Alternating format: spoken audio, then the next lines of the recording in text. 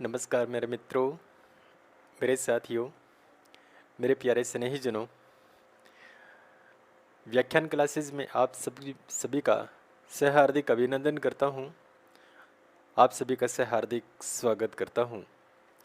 तो मेरे साथियों, मेरे मित्रों, मेरे प्यारे विद्यार्थियों, आज हम आज का जो अपना अध्ययन बिंदु लेके आएंगे वो है अपना शिक्षण विधियाँ। तो शिक्षण विधियों में आज हम अपनी चर्चा का विषय बनाएंगे और वो रहेगी साहचर्य विधि। तो मैं यहाँ एक बार नामोल्लेख कर रहा हूँ, वो है अपनी साहचर्य विधि। आज हम इसी के बारे में चर्चा करेंगे, या अपनी चर्चा का विषय यही रहेगा कि ये साहचर्य विधि क्या होती है। तो मैं आपको एक बार ये बता देना चाहूँगा कि ये जो साहचर्य होता है, पहले हम इसके अर्थ को समझें कि ये क्या कहता है। साहचर्य का मतलब होता है समीप, इसका मतलब होता है समीप। अब इसमें समीप क्या है? देखिए, सिंपल सी बात है कि समीप, इसका मतलब विधि। हम क्या पढ़ रहे हैं? हम पढ़ रहे हैं शिक्षण विधियाँ पढ़ रहे हैं। और शिक्षण विधि में अब साहचर्य का मतलब आ गया, इसका मतलब आ गया समीप। तो समीप का मतलब आप अपने आप ही समझ जाओ, या तो एक तो अध्यापक होगा। कौन होगा? अध्यापक। उसके साथ कौन है? उसके साथ है छात्र। अब इन दोनों के बीच में एक संबंध बना रहेगा, लेकिन इतना ही काफ़ी नहीं है। इतना काफ़ी क्यों नहीं है? इसलिए हम नहीं कह सकते कि एक शिक्षण पद्धति में जब हम साहचर्य विधि का प्रयोग करते हैं तो उसका मतलब हम समीप के रूप में निकालते हैं। लेकिन इस समीप में हम एक अध्यापक को भी जोड़ेंगे, एक छात्र को भी जोड़ेंगे, और एक हम जोड़ेंगे बोर्ड का। किसका? बोर्ड, या हम कह सकते हैं श्यामपट्ट। अब ये श्यामपट्ट के बीच में किस प्रकार से साहचर्य होता है, इसी के बारे में हम देखेंगे। तो मित्रों, इसको समझने से पहले हम एक नाम लेते हैं। अपने सामने ये नाम आता है कि एक पाश्चात्य विद्वान थे, या एक मैडम हुआ करती थी, या एक महिला थी जो शिक्षाविद थी, और उसका नाम होता है डॉक्टर मारिया मांटेसरी। तो पहले हम इसके परिचय के बारे में देखें कि ये मांटेसरी कौन होती है। तो मित्रों, ये मांटेसरी एक प्रकार से इटली की रहने वाली होती है। कहाँ की है? ये इटली की है। इटली की ये महिला है, और इस महिला ने शिक्षा के क्षेत्र में बहुत उल्लेखनीय कार्य किया, बहुत सारी विधियों का इसने परिवर्तन किया था। तो हम इसी मांटेसरी को लेकर के हम इसी का उल्लेख करें कि साहचर्य के रूप में हम इसका अध्ययन कर रहे हैं।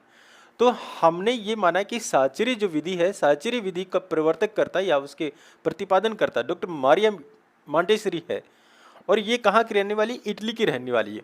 और साहचर्य विधि का प्रवर्तन इसने 1870 ईस्वी में किया था। कब? 1870 ईस्वी।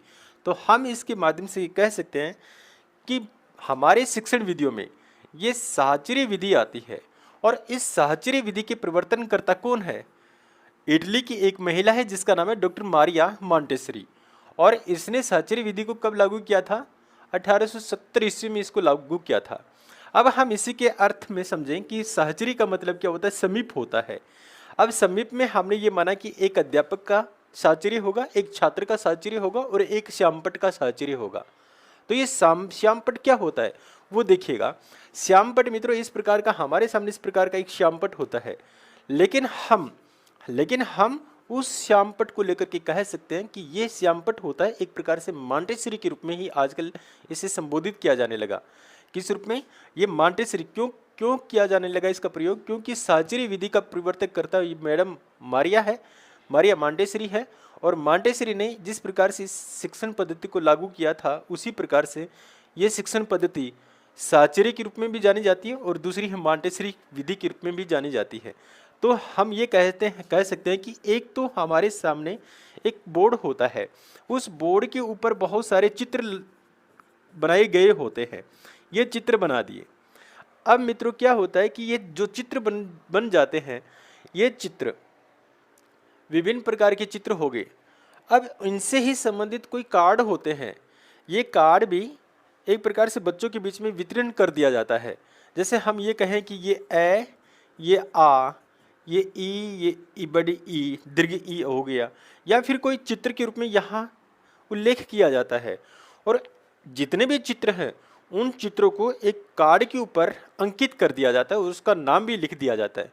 फिर क्या होता है, बच्चों के बीच में वो अध्यापक उन कार्ड को वितरण कर देता है और फिर ये कहता है कि इस नाम के जो चित्र आपके पास जितने भी कार्डों में हैं उनको इकट्ठा करो और उनको एक जगह रखो।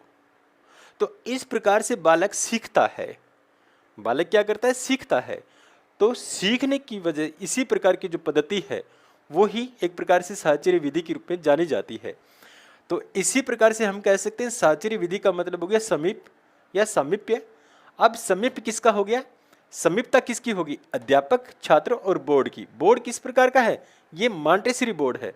तो मित्रों हम ये इसके बारे में कह सकते हैं कि आजकल जितने भी प्राइमरी स्तर की जो स्कूलें हैं, चाहे आपकी राजकीय स्तर की महाविद्यालय, राजकीय स्तर की स्कूलें हों या फिर निजी शिक्षण संस्थानें हों, उन निजी संस्थानों में और राजकीय शिक्षण संस्थानों में जो प्राइमरी स्तर के जो बच्चे होते हैं उनका जो कक्षा कक्ष होता है, उनके कक्षा कक्ष में मित्रों इसी प्रकार का एक श्यामपट होता है या दीवार के ऊपर एक पेंटिंग की होती है। उस पेंटिंग में बहुत सारे चित्र होते हैं। वो चित्र ही एक प्रकार से क्या कहलाता है, मॉन्टेसरी विधि कहलाती है। ये मॉन्टेसरी बोर्ड है। ये क्या है, मॉन्टेसरी बोर्ड है। और इसी मॉन्टेसरी बोर्ड का नाम ही क्या है, ये साहचर्य विधि है। और साहचर्य विधि के आधार पर हम कह सकते हैं कि साहचर्य में 3 लोगों का एक प्रकार से संबंध जुड़ा होता है, एक अध्यापक का, छात्र का और इस मॉन्टेसरी बोर्ड का। तो इस प्रकार से ये मॉन्टेसरी विधि ही एक प्रकार से ये साहचर्य विधि है। अब देखिए इसमें क्या क्या होता है उसी के बारे में बात करेंगे। हम इसी के बारे में बात करते हैं कि साहचर्य विधि में कौन बच्चे जाएंगे। साहचर्य विधि में मेरे मित्रों, साहचर्य विधि में जो प्राथमिक स्तर से भी नीचे के स्तर के जो बच्चे हैं वो इस विधि का प्रयोग करते हैं।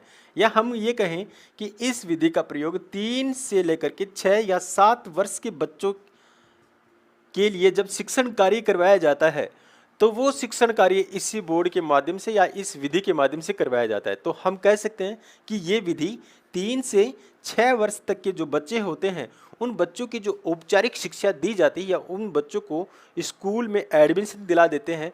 और एडमिशन दिलाने से पहले जब पहली कक्षा से भी नीचे प्रेप कक्षा में वो अध्ययन करता है तो वो इसी प्रकार से अध्ययन करता है या इस विधि के आधार पर ही अध्ययन करता है।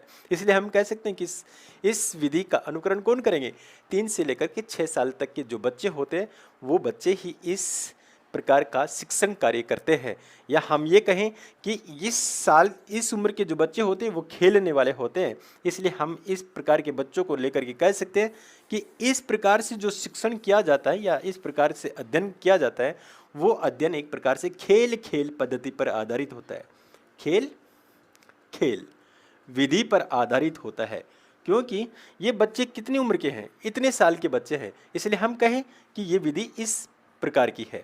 या हम ये भी कहें कि यह विधि किस प्रकार की है। हमने कहा कि ये कार्ड है और बच्चों को कार्ड दे दिया और कार्ड देने के बाद में एक शिक्षक बोलेगा कि इस चित्र के जितने भी कार्ड है वो इकट्ठे करके लिख करके आओ और उस जगह पे रखो। तो इसका मतलब ये क्या हो गया, देखो और कहो विधि पर आधारित है। देखो और कहो। तो मित्रों ये देखो और कहो जो शिक्षण का जो सूत्र होता है उसी के बारे में हम अच्छी तरह से पढ़ चुके हैं।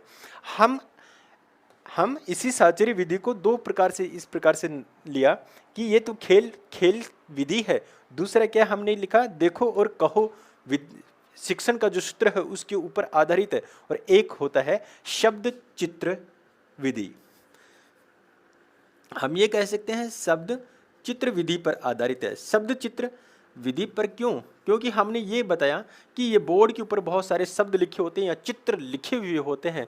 तो हम इसी प्रकार से कह सकते हैं कि ये इस प्रकार की विधि है। या हम कहें शब्द चित्र विधि या हम कहें शब्द शिक्षण विधि के रूप में भी नाम ले सकते हैं। तो हम इस प्रकार से कह सकते हैं कि साहचर्य जो विधि है वो खेल विधि पर टिकी हुई है।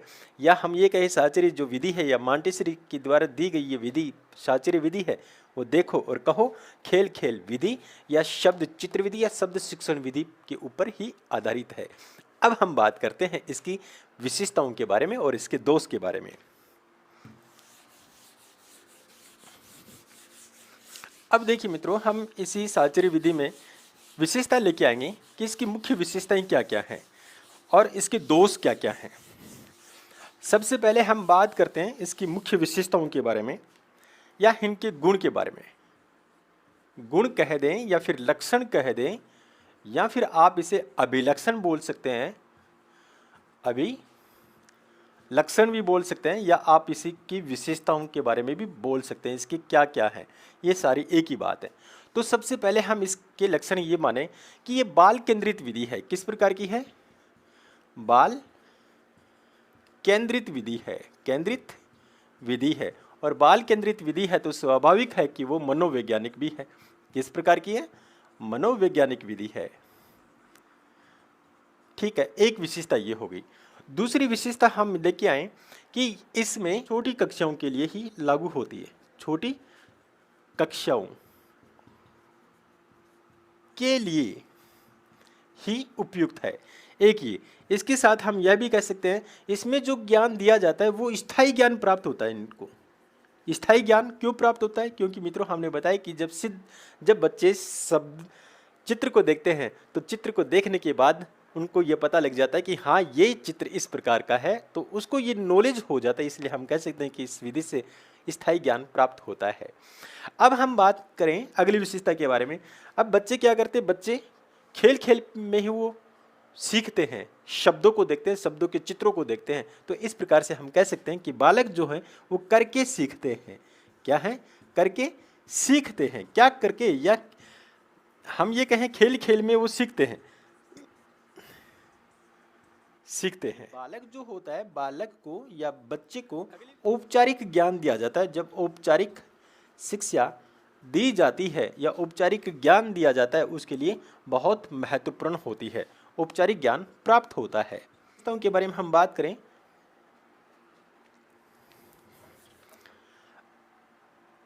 अगली विशेषता के बारे में, ये 6 नंबर पे हम बात करें। ये खेल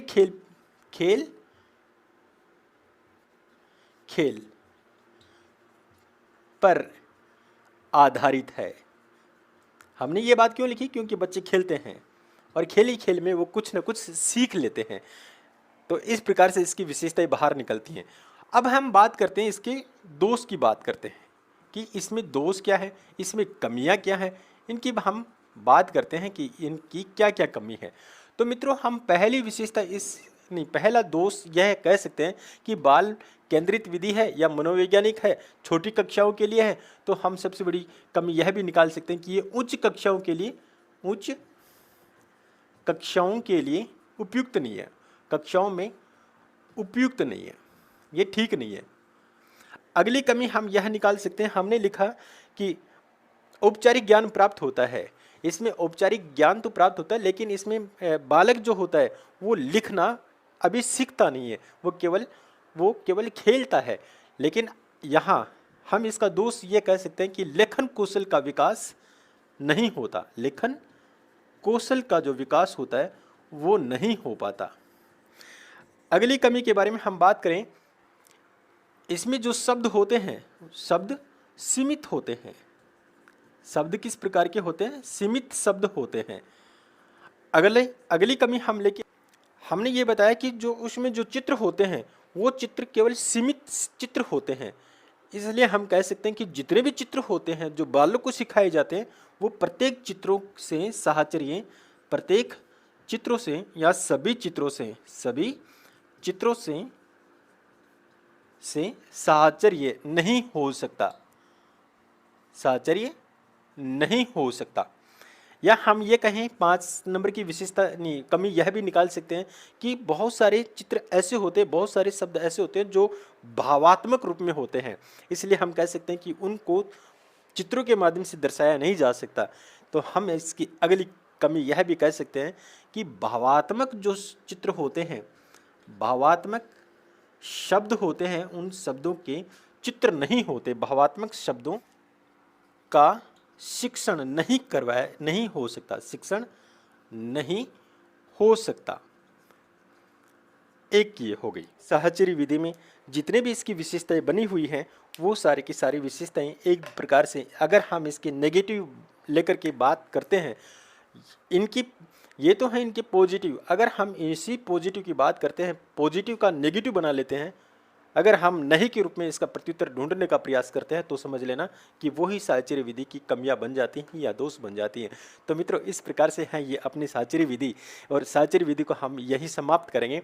और अगली विधि का अध्ययन करने के लिए मैं आप लोगों से एक रिक्वेस्ट करूँगा कि आप इसी चैनल से जुड़े रहें और इसी चैनल से आप मुझे प्रोत्साहित करते रहें। प्रोत्साहित के साथ साथ आप चैनल को लाइक करें, सब्सक्राइब करें और अपने साथियों को शेयर करें। और शेयर करने के साथ ही मैं आप लोगों से अभी विराम लेना चाहूँगा। शुक्रिया, धन्यवाद।